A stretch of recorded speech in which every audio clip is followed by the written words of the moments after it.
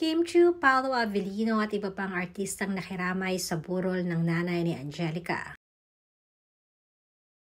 Pumanaw nga sa edad na 61 ang kinikilalang mama ni Angelica Panganiban na si Annabel Panganiban noong August 20.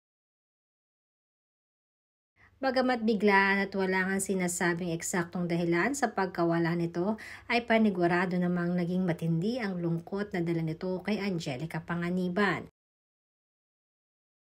Hindi naman lingid sa ating kalaman kung gaano din ang naging sakripisyo ng mama ni Angelica sa kanya noong ito ay bata pa lamang. Bagamat hindi niya totoong anak at inampun lamang niya si Angge, ay aminado naman si Angelica na malaki talaga ang naging pasasalamat nito sa kabuuan ng kanyang pagkatao sa kanyang mama Annabel. Napakaraming mga kasamahan naman sa showbiz industry ang nakiramay kay Angge at halos sa lahat namang ito ay kaklose ng artista.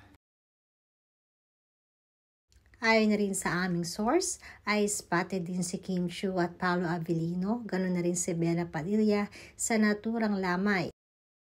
Subalit hiniling naman ni Angelica na wag nang magbigay pa ng karagdagang detalye sa lamay ng kanyang mama. Naging mahigpit din ang seguridad sa lamay nito at nakiusap din ng privacy sa mga media na huwag nang maglabas pa ng kahit anong pictures at maging video sa social media. Kaya naman maingat maging ang mga kaibigan ni Angelica na huwag na mag-post sa kanilang social media account.